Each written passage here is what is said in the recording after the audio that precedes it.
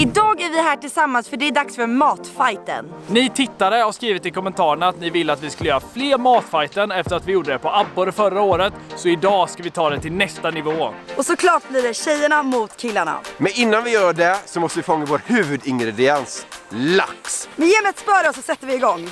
Hanna, riktigt så enkelt är inte att fiska lax, eller? Laxen må se ut som en stor mött och man kisar lite så här med ögonen. Men det är absolut inte lika lätt som att fiska mött. Det är stora spön, tunga rullar och enorma sänken. Wow. Så det är en fördel att ha gått till gymmet väldigt mycket om man ska palla det här.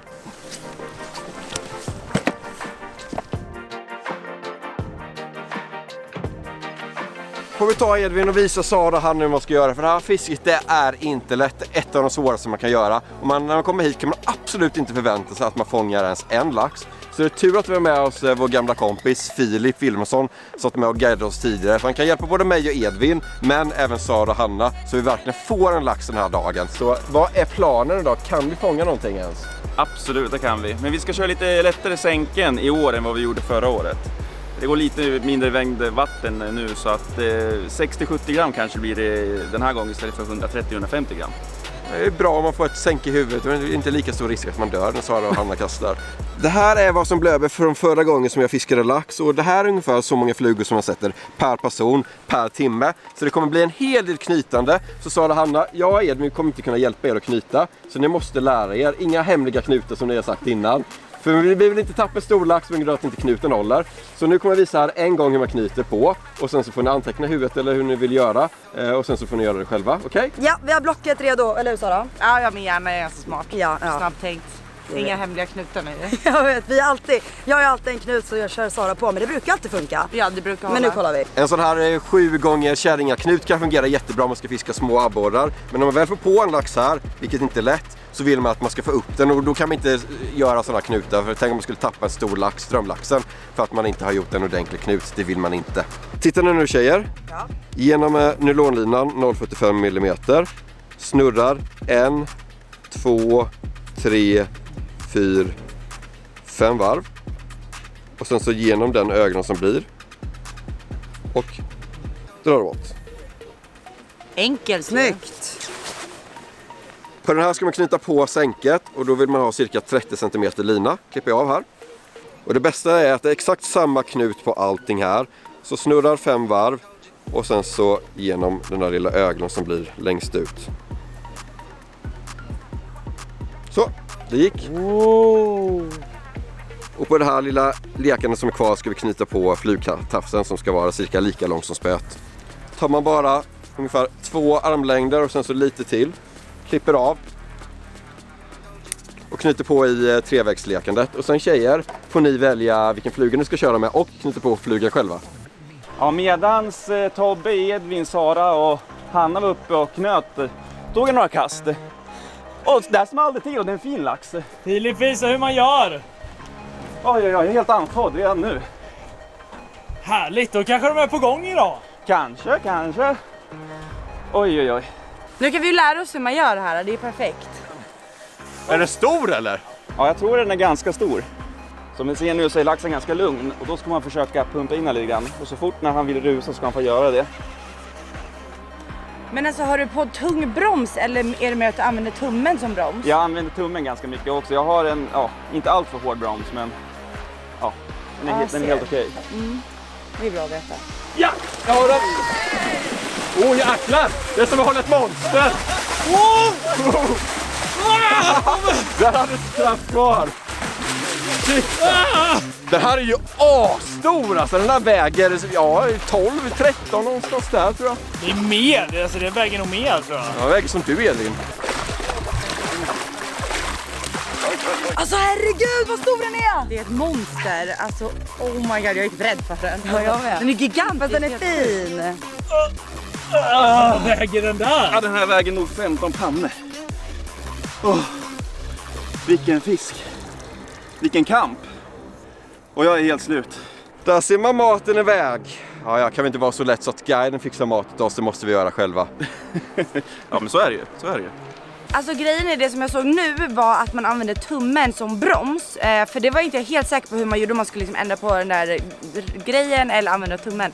Men det är bara tummen man ska använda som broms. Och att det tog så lång tid att man inte ska ta upp den liksom, utan man ska ge den tid, för annars går ju linan tydligen av, hörde jag Edvin säga. Man måste pumpa. Man måste verkligen pumpa. Så nu måste vi visa musklerna. Ska vi köra lite kastskola här, Sara? Det här är inte riktigt samma sak som att fiska efter abborre och gädda. Man har ju en tafs som är alltså 3-4 meter lång. Jättelång, som du måste svinga upp och sen kasta ut här. Och så ska du komma så långt som möjligt med det här stora långa spöet. Vi kan börja med att kolla bromsen där. Den ska vara hård men inte för hård. Så om du får på en stor ska den kunna rusa på en gång. Sätt den stenhård där. Det är ändå matfighten. Så, ska jag visa hur man gör ett kast då? Men nu sätter på mig glasögonen. Ja, men det kan du väl göra. Du kan ju inte lita på mig. Alltså. Nej.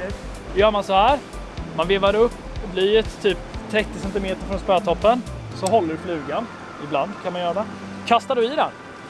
Så ligger den där. Sen gör du så här. Då måste du få med dig tafsen upp. Så då svingar du bak så här. Och sen ut. Okej, flugan i.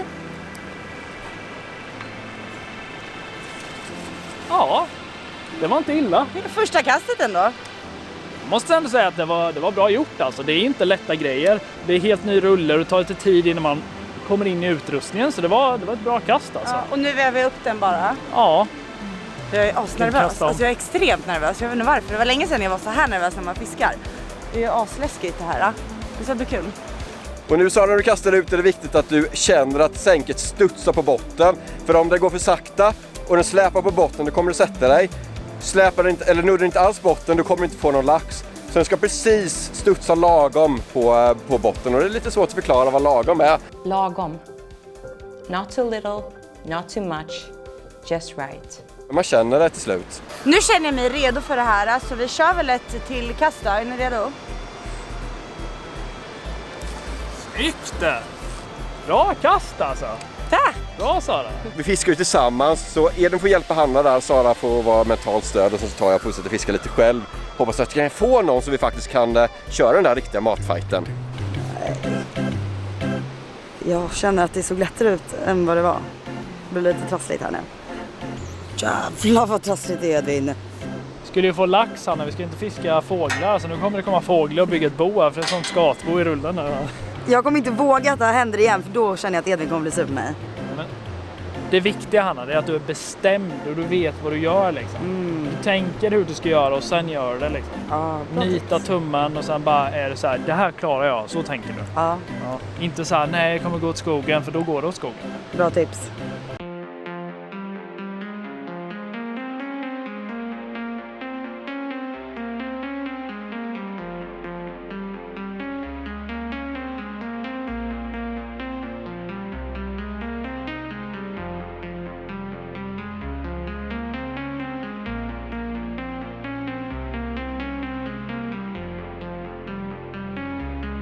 Nu har vi stått här och nött och kastat och inte varit på en enda lax. Men så kan det här fisket vara.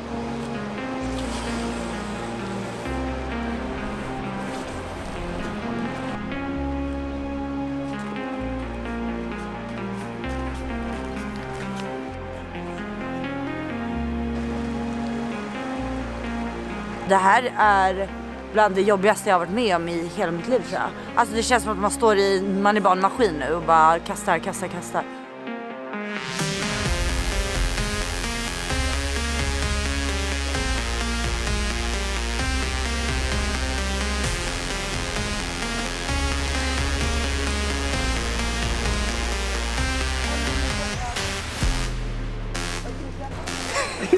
Hur ser Edvin här nere? Det ser ut som att han står och gråter. Han är så trött. Han är helt slutkörd och det här fisket tar på en. Särskilt när man inte får någonting. Men man vet att det är så värt när det väl hugger.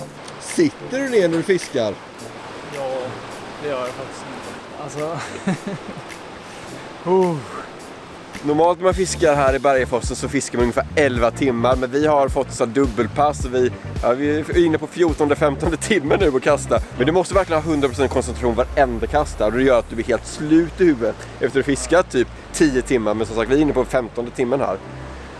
Det känns som min hjärna har varit i tvättmaskinen i typ 20 timmar alltså. Typ torktumlar också eller någonting.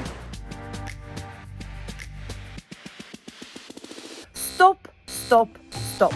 Just nu går ju fisket väldigt trögt och om du vill ha en chans att vinna ett presentkort på 2000 kronor i Photofish där man kan designa sina egna fiskedrag så behöver vi tips. Vad hade du gjort i en sån här situation? Kommentera här nere och motivera ditt svar noga. Vinnaren får alltså egendesignade fiskedrag för 2000 kronor. Det är exempelvis 15 stycken flatnose eller fatnose och det är helt sjukt många. Helt gratis på kanal gratis. Nu önskar oss lycka till för det behöver vi. Det var en tidigare som fick en jättestor lax och han håller på att förlia den nu. Det är ju perfekt för oss. Jag tycker jag måste gå och tigga lite här. Vi får ännu ingenting. Smart Tobbe, smart drag! Vilken enorm lax du har fått. Största laxen jag har sett. Vi får ingen lax själva. Skulle vi kunna få en liten bit av den här laxen? Såklart. Ja. Vet du vad det är godaste fisken? Nej, det vet vi Min inte. favorit. Nej. Det är den här delen.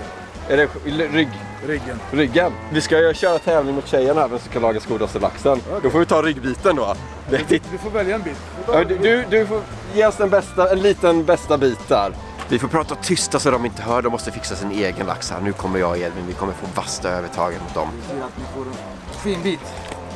Det är inte varje dag man träffar så här trevliga killar som Heider och sen får man lite lax här gratis. Eller tycker jag snåla smålingar om. Ja, men jag tar upp efter finaste man kan få här i Bergfossen. Ska vi smyga tillbaka. Göm den.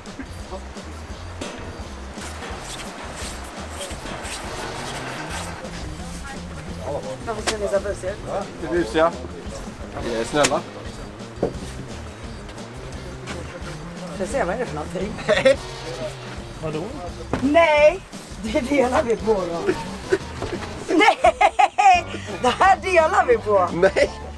Sara! De fuskar! Vi ska hem och sova nu så att vi kan ta en lax imorgon. Förutsättningarna ska vara bättre så vi hoppas på det. För nu har man fått in snitchen. Och jag kommer säkert vakna med världens sån här träningsvärk i armen. Vakna! Vakna, Edvin!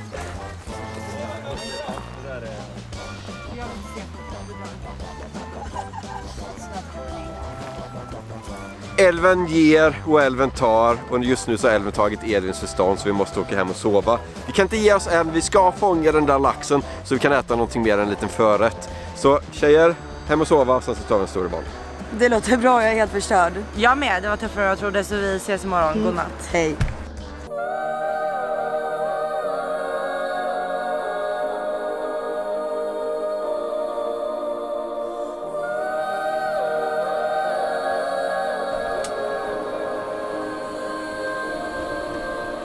Nu är jag taggad igen. Man har alltid så här lite ner precis när man vaknar och haft en tuff fiskedag dagen innan. Men nu är jag här vid vattnet igen. Jag känner hur solen lyser rakt in i mitt hjärta och laxarna de är här, det vet jag. Så nu finns det väl ingenting annat att göra än att försöka fånga en. Så i med flugan och sen så kör vi.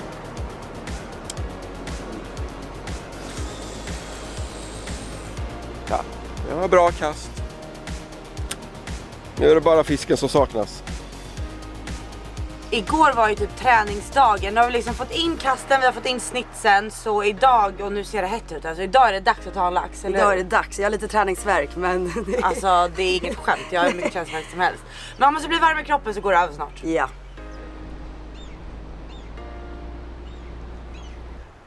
Det här kraftverket reglerar strömmen så helt plötsligt går det mycket vatten och sen så från en sekund till nästa så går det mindre så gäller det att byta sänke och anpassa efter vattennivån. Så nu sänkte de så fick jag byta från 100 gram till 70 gram. Sänker de vattnet då får man sänka vikten på sänket, det är viktigt.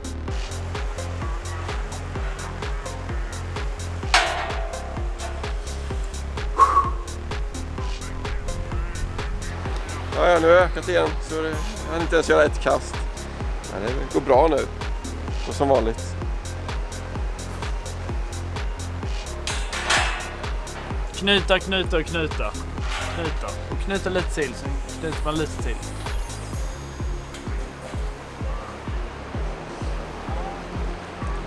Det här laxfisket har verkligen bevisat att fiske är inte enkelt. Och eftersom att jag inte än har fått en lax så är det så här, det är inte värt mödan än så mycket energi man har liksom lagt på det. Men jag vet ju så fort man fångar den där fisken som man verkligen har vill ha och fiskar efter, då kommer all tid man har lagt på vattnet bara vara bortglömd. Man kommer bara, men gud det var inte så farligt. Så kommer man bara minnas det som världens bästa grej liksom. Det är så fiskar.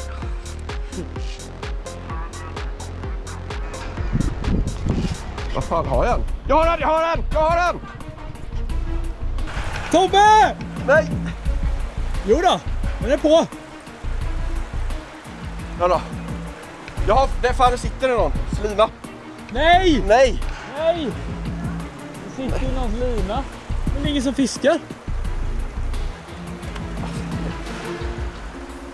Men fan. Ja, men det är andra sidan. Jag orkar inte. Fastnar någon på andra sidan här. Alltså det är så exakt ut som en lax. Ja, verkligen. Alltså jag fick sån puls. Jag fick sån jäkla puls av att jag trodde det var på. Men så sitter vi krokat varandra så här. I varandras flugor. Ja! Jag fick sån puls. Jag verkligen bara skakade. Jag tänkte, efter allt nötande så har jag en. Nej, då är det en människa som har krokat in med.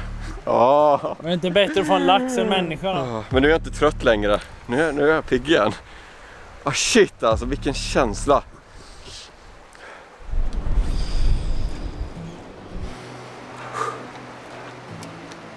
Nu har en annan fiskare på en stor laxar. Han heter Viktor och den här är inte liten. Kul att få se lite spöböj idag.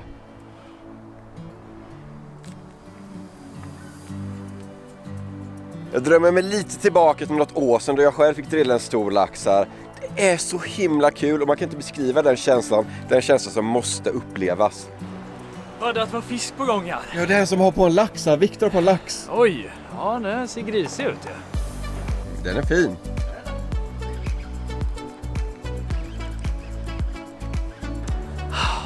De är ju här. Ja. Jag sa det, jag drömmer tillbaka till förra året som vi fick laxar. Alltså, det är så himla kul. Ja, jag ser ju spöböjen där. Alltså, det är där man står och kämpar för att få det där.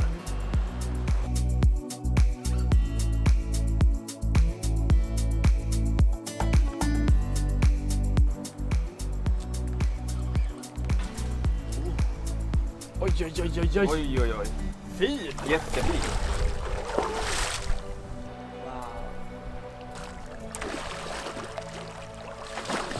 Oj. Superfint. Haha! Vilken fin! Grattis Viktor, bra kämpat. Det var inte illa. Nu vet vi att de finns här så nu måste jag gå och fånga en fisk. Hej då!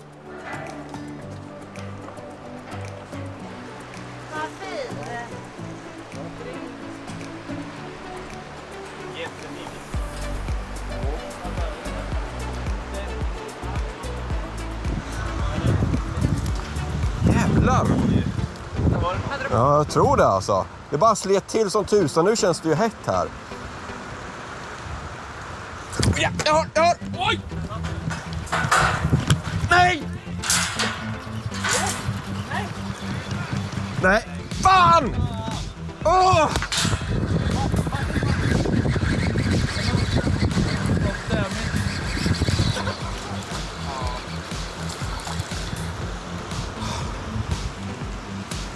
Nej! Topsen gick. Äntligen få på en efter, jag vet inte, 20 timmars laxfiskande. Jag tror inte den släpper, hoppar upp, gör djävuls sista rycket i luften och så bara... Tobbe, jag såg ju middagen framför mig här. Men nu är det fisk här i alla fall. Och shit alltså, vilket adrenalin man fick. Åh! Det börjar bli löjligt det här.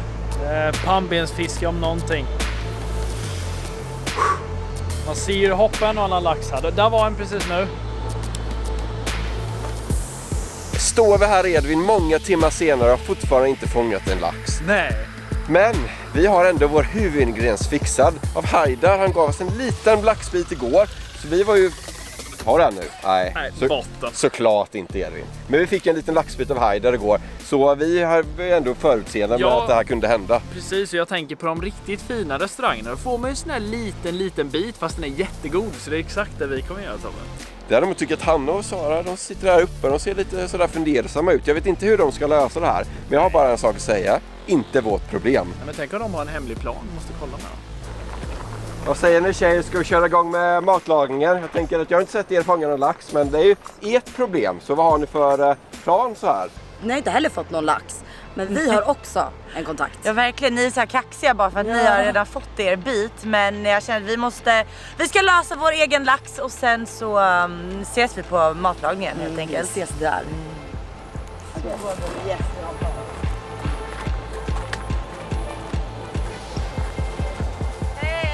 Hej, Tjena!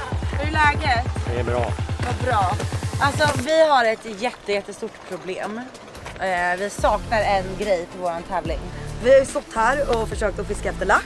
Men inte lyckats fånga en. Vi har sett att du har fångat en jättefin. Ja, den var jättefin. Alltså det var så sjukt när du tog den. För vi alla stod ju och försökte fiska. Och du bara fiskar ut oss alla. Och den var ju jättefin. Och vi ska alltså tävla mot Tobias och Edvin i en matlagningstävling. Och den enda ingrediensen vi saknar för att vinna, för vi vet att vi kommer vinna, det är alltså lax.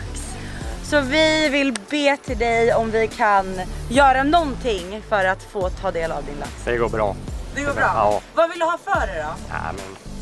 Ja, det känns som ni har kämpat de här dagarna nu så det räcker det. Oj. Yes! Tack. Kung! Huvudingrediensen är fixad. Nu ska vi bara handla det andra för att kunna laga mat här. Och vi har en budget på 200 kronor. Och 200 kronor, det är ganska mycket. Men jag tror det gäller att prioritera för att kunna få de rätta grejerna. Det är svårt. Typ smör är ju svindyrt nu. Vi måste vara ekonomiska. Edvin, vi måste smyga iväg här så inte tjejerna ser vad vi handlar. För vårt recept är on fire, bokstavligen. Och de får gå till apoteket som de där borta. Jag tror de behöver lite huvudtabletter efter vi har slått dem. Tabletter för huvudet. På riktigt Edvin, hur ska vi göra? Alltså, det viktigaste av allt, det är ju smör skulle jag säga. Utan smör får du inte den här riktigt bra smak. Vi börjar på 200 och sen kommer vi räkna ner. Så vi måste ha olja, för det måste man steka i. Ja. 26,95. Ja, det här det är dyrt, det är det. Det finns en liten där, 21,50, en liten smörstav där, men det räcker inte. Måste ha mycket smör. Vi får gå på 250 gram där, men det är 39 kronor borta. Det är bara så det är. Det här är inget recept som vi hittar online, utan det här finns ju i huvudet. Så hur många lök ska vi ha? Det är rätt mycket, för det är här smaken kommer ifrån. Vi tar 3 sådana. Säger mästerkocken. 3 stycken, tror jag. Alltså jag har Jag har ingen aning. Vi får gå lite på känsla, det brukar ju oftast bli lyckat när vi gör någonting. Ja. Sparris, det bara skulle vi ju ha, men 70 kronor. Det är ju inte klokt. Alltså det är ju budgeten bara. Men jag tror att det är värt det, Tobbe. Sparris passar så himla bra till lax. Så vi tar en sparris i alla fall. I den rätten vi ska göra så behöver vi massa dill. Så jag tror att vi behöver 3 krukor. 3 krukor? Ja, jag tror det. Skämtar du? 27 spänn. Shit. Vänta, minus 27, en, minus 2. Stopp. Vi tar bara 2. Vänta, ja, jag tar 2 så länge och lägger i dem. Jag måste kolla vad var kvar på listan. 5,95. Det var första priset som riktigt passar oss här. Det här är bra köp. Det är bra pris för smålänningar. Posera här med potatis. Budgeten är ju 200 kronor och vi har 9 kronor kvar, så socker går ju in rakt in i allas hjärtan, så vi ska muta dem. Titta här, man får dela på en sån här. Nej, 4,50 till 5, det blir 10, vi har ju... Nej, 9. Alltså, 0,33 kvar. Nu har vi ju ändå 50 över här och vi ska bara köpa dricka nu, så jag tänker, har inte varit lyxigt att bara köpa ett par räkor och lägga på så? Det är ju lyx liksom. Har man en budget så har man en budget. Då måste man göra upp budgeten. 196 kronor slutade det på, så det är ju jobb done. Och nu är det bara, nu är det roliga kvar att äga ut Edvin och Tobbe och laga. Vi kommer göra det. Jag vet. Det här kommer bli så gott. Jag är inte ens rädd, jag är inte ens lite rädd. Inte heller. 198 kronor, vi har verkligen maxat budgeten till max. Så nu känner vi att vi har bra ingredienser. Nu är det bara att se till att tillaga fisken. Det blev ingen fight med lax, så nu kör vi matfighten istället. Är ni med tjejer och Edvin? Ja, nu börjar den riktiga fighten! 3, 2, 1, slåss!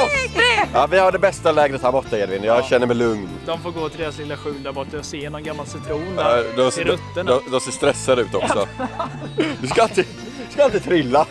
Vad än går, det behöver inte ens vara så. De tror att de har övertag över oss. Men alltså jag kan säga så här, det här kommer bli så himla gott. Jag är alltså väldigt självsäker för att vi har fått det här tipset av en som kan laga väldigt, väldigt god mat. Och grejen är att det ser inte mycket för ögat ut, men det är, alltså, allt det här ihop i en stekpanna kommer bli så gott. Vi måste, alltså kolla vilken fin bit vi fick av laxen. Och det är så sjukt att vi sitter typ 5 meter ifrån vattnet där den har fångats. Och vi ska ju då filea upp den här nu, det är det första vi ska göra. Men jag har aldrig fileat lax, för jag köper alltid fileade. Så jag är inte säker på vilket håll den ska fileas åt. Vi får googla, men det ser ut som att... Vad gissar du på? Jag gissar på att den ska fileas så. Nej, så. Men vad? Nej, vänta. Nej, vi googlar. Jag har tagit med mitt trangarkök hemifrån och på den så ska vi koka potatis, så det kommer ta lite tid. Så jag Edvin, jag går ner och hämtar lite vatten från älven.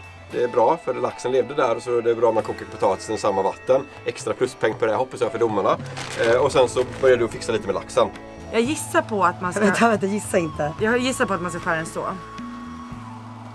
Vad tror du? Vad säger Google? Alltså grabbarna hjälper inte oss. Edvin! Nej, jag är inte här. Jag kommer aldrig hjälpa dem. Då kör vi... Tänker vi bara rakt av så, eller? Ja. Nu, man vill inte förstöra den här. Åh, vad fint. Och jäklar, alltså det här är helt sjukt. Färsk. Kolla vad fin.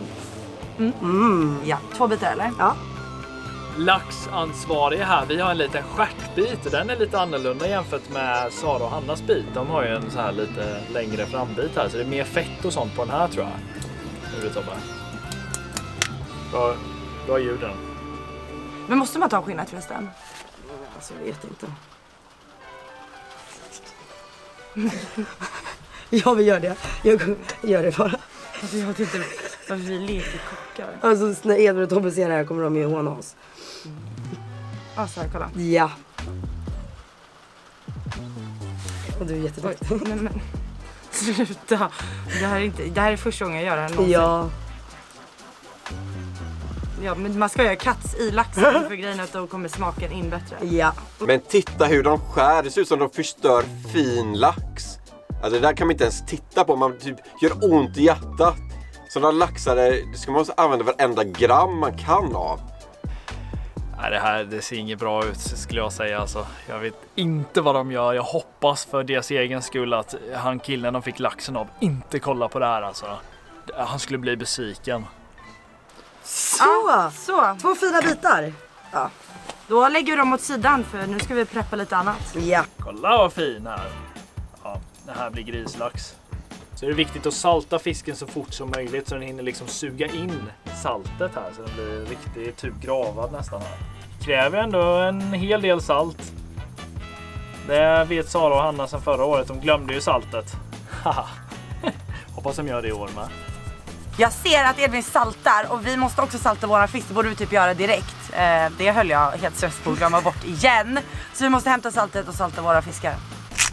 Åh, kolla här. Färsk peppar bara. Jag är här för att claima salt och peppar och grejer.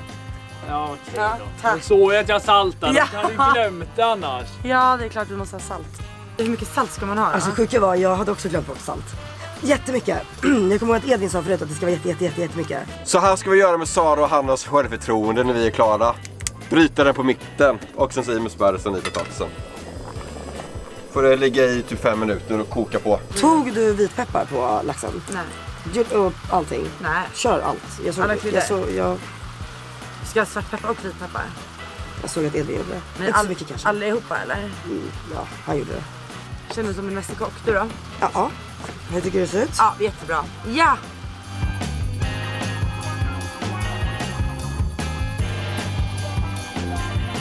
Vi har snott Tobias trangarkök och vi ska pussla ihop det. Jag har sett han gjort det några gånger men jag är inte helt 100 på.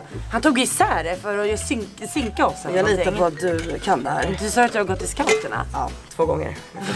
Du sa det, du brukar skryta om att du har gått i scouterna och gjort så här. Den ska stå så tror jag. Nej, det där är ett lock vet jag. Så. Yes, vänta. Jag tror att det var så. Vänta, snygga. Tänkte du med Hanna? Det saknas en bit.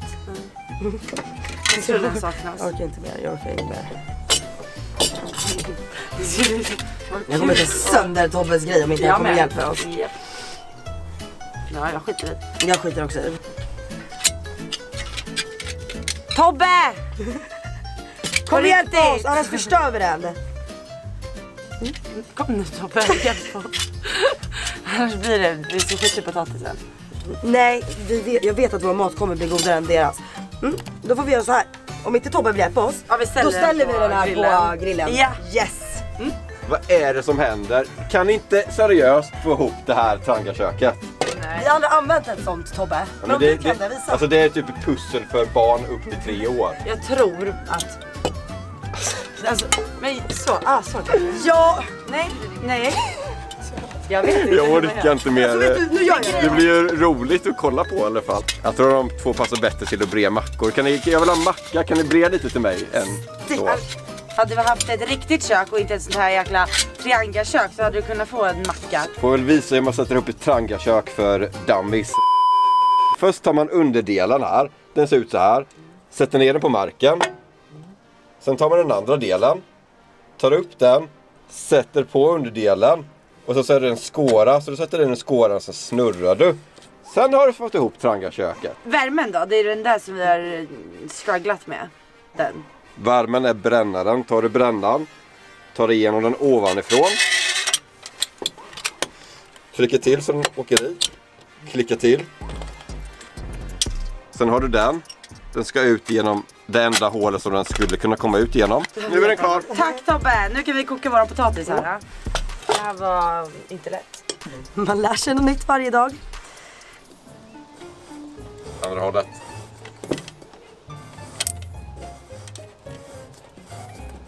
Ska jag visa Sara? Ta den. På där. Sen bara snurrar du. Jag tror inte gasen åker ut. Så. Redo? Ja, och nu behöver vi vatten Hanna. Tobbe och Edvin är inte mina kompisar längre. Hatar Tobbe och Edvin. Så antar jag väl att den ska stå. Sluta, så jag kör bara och exploderar. Jag skiter i. Är det så där man ska skruva på? Ja, yes. Hur mycket? Ja, jag kör på. Ja, yes. Så. Det är vi som dör. Så. Man ska ha en sån där lyftare. Oj, sänk. Och tändare, måste jag ha en tändare också. Nej, fan, jag blir rädd! Sänk skiten, jag blir fan rädd. Behöver man tändare kanske? Nej! Jo, är du säker? Jag vet inte Sara. Om jag tänker att de säger till om man gör något fel. Fan, du är kung. Alltså du är duktig på det här ändå alltså. Jag vet. Vi behöver inte ta Det är så bara. Så brassar vi på ordentligt. Ja.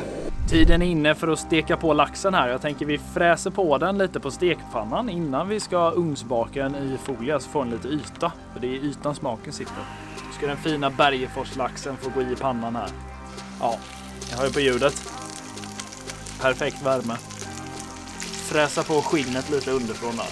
Nu är det viktiga här. Mycket smör ska det vara. Men inte för mycket. Men väldigt mycket. Citronskiva.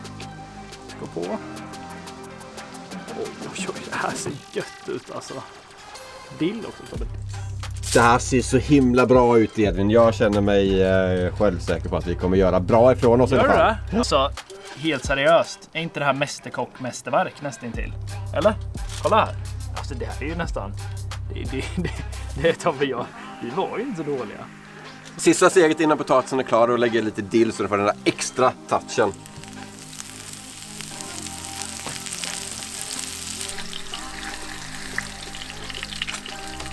Okej, nu är det upp till bevis. Hur det här blir. Nu går vi verkligen på känsla. Oj, kanske lite mer sån här va? Grädde. Alltså dröm. Ja, oj, vad mycket dill. Perfekt. Ja. Hoppas juryn gillar dill. Asgott va? Nej. Jo, men massa med salt va? Ja, massa säger jag nu.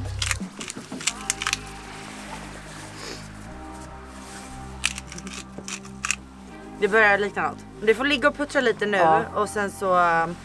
Det är inte långt kvar nu. Nej. Förra gången så gav vi varandra betyg, men idag så har vi tagit in en proffsjury. Och det är 2 som är riktigt duktiga på att fiska lax. Det är Anneli som har hand om det här fisket i Bergefossen. Och sen så har vi såklart Filip. Så de 2 får vara domare. De får ge 1-10 poäng hur gott de tyckte att maträtten var. Och de vet inte vem som gjort vilken maträtt, så det ska vara anonymt. Vi har skyhöga förväntningar på er. Alltså det här är en riktigt fin fisk och den ska den tillagas också bra. Bergeforslaxen brukar ju leverera, men vi får se hur kockarna levererar. Ska vi se här. Först ska vi kolla lite grann hur stekgraden är på den här rackaren.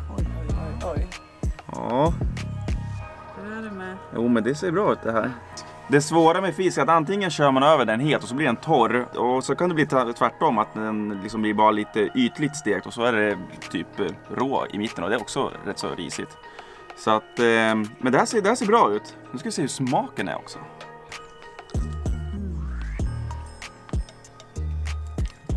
Köttet bara faller isär. Alltså det är helt fantastiskt.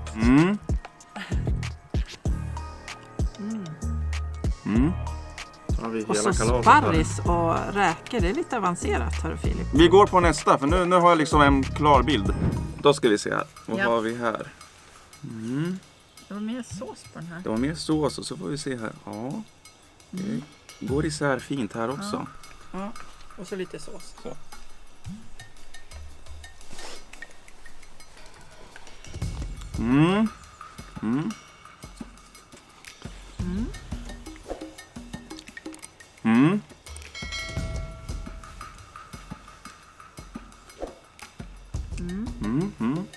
Han är som en proffsjury, du vet. Han uttrycker inte känslorna, han håller det inom sig och sen bara droppar han bomben och säger att det smakar skit typ. Det är det jag är orolig för. Jag har en idé i det här. Har du någon idé? Ja. Man är ju nervös. Det känns som att ha en proffsjury som sitter och testar maten. Så det är så här, hjärtat dunkar nu. Ja, jag kommer fram till att jag kommer att ge en 8 av 10 på den här rackaren. Väldigt god var den faktiskt. Och väldigt fin stekt och med tillbehör. Och sen kändes det väldigt fräscht. Så att en 8 får den här. Jag tycker det var så otroligt fint kombinerad. Det här med räkor och sparris. Sen tyckte jag fisken var så här saftig. Alltså den bara smälter i munnen. Och så den här fina potatisen. Fantastiskt. Jag ger faktiskt så här en 9. Ja, då har vi rätt nummer 2 här. Det är lite mer sås i den här och det är lite mer grillat så överlag. Och för mig är det lite så här att är det mycket sås så ska det ju smaka på ett visst sätt. Och jag är ganska kräsen när det kommer till såser. Och den här är inte riktigt kanske där jag hade tänkt mig att den är. Så att den kommer inte riktigt att vara i samma klass tror jag som den andra. Så jag kommer ge faktiskt en 6 på den här. Jag tyckte faktiskt tvärt emot Filip att såsen var god. Men lite torrare lax. Jag ger det en 7+. Då finns det väl inget annat att göra än att avslöja vem som har gjort vilka rätt. Men innan vi gör det så tycker jag att ni får gissa. Jag gissar ju på att tjejerna har gjort den här med lite räkor och sparris. Nej, men jag tror också att tjejerna har gjort den här. Den är ganska elegant den här tallriken och kändes väldigt fräsch. Så att det kändes som att men det här har liksom tjejerna gjort. Då är matfighten över för den här gången och det är dags att avslöja resultatet. Och den första måltiden som ni smakade på, den har jag och Edvin gjort och den fick 17 poäng. Och den andra måltiden som tjejerna gjorde, den fick 13 poäng. Så Edvin, vi vann! Yeah! Andra gången i rad! Bra kämpat alltså! Bra tickt av mig och bra tillaget och betalt som mig och du gjorde laxen riktigt bra. Vi tiggde den bästa laxen. Det var det. De tiggde fel lax. Vår lax var faktiskt väldigt fin som vi fick av Viktor, men jag är nöjd med resultatet. Men Hanna, vet du vad det här betyder? Att vi kommer aldrig mer behöva laga mat, för grabbarna kommer laga mat till oss hela livet. Glöm inte gilla och prenumerera så ses vi i nästa video. Ha det bra alla storfiskare. Kör! Ha det så bra, jag kommer äta upp all mat nu för jag är så hungrig. Jag är gott det. Hej på er alla grisentusiaster. Som ni vet så är jag juljunkie, så här kommer bara ett litet julkul meddelande. Precis som förra året så har vi gömt en guldbiljett i årets adventskalender. Hittar du den, ja, då får du ta med en noga utvald kompis på en äkta Team Galantis-spelning och känna på hur det är att vara fiskare på Kanal Gratis. Kameran redo, mattan fram. Nu jäklar vänta Instagram. Sen har vi naturligtvis skaffat en lite större soffa till årets kalendershow och vi hoppas på att få träffa alla varje morgon i 24 dagar fram till självaste julafton. Mys, mys, mys. Förboka den begränsade kalendern på Kanal Gratis hemsida.